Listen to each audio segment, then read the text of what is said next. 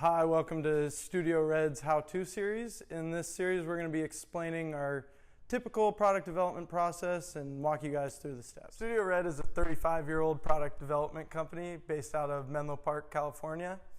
We have a design team, engineering, as well as prototyping shop in the back, so we can do a program all the way from the conceptual phase to in-hand parts.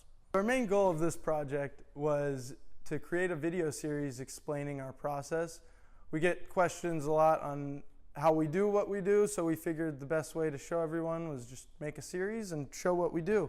Another part of it was we wanted to work with an existing client of ours, so we decided to reach out to a few of them, and we ended up talking with Hatch Baby, who liked the idea and wanted to take part. So Hatch Baby is a company local to us. You may have heard of them from the Shark Tank. They appeared on their one series and received some funding. They are a company based around smart baby products.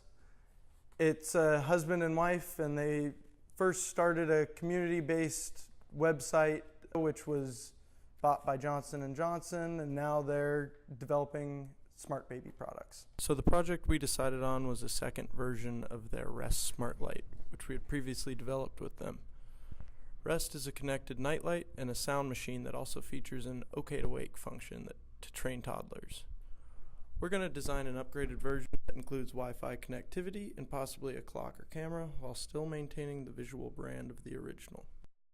Our typical program consists of 5 phases. The first phase starts in industrial design. This is where the designers get the look and feel of the product down. It's more conceptual, not really dealing with the details yet. After that, we will review the concepts with the client.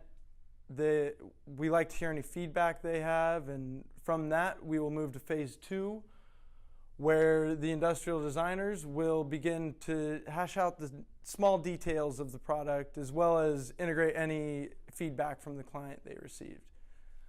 After that, it moves over to phase 3, where the engineers begin taking over. They deal with assembly processes, wall thicknesses, ribs, mounting bosses, all that stuff, and they'll get that detailed out to a point where what the designers made is actually buildable. After that, it goes to prototyping, so the engineers will prep the files in a way that the machinists can take over, as well as they'll begin part drawings for later on when manufacturers need that. So then phase 5 is where we begin to talk with the chosen manufacturers. We'll have them check our files to make sure everything's manufacturable. We'll make sure that the DFM is all up to spec and take care of any last details that they want.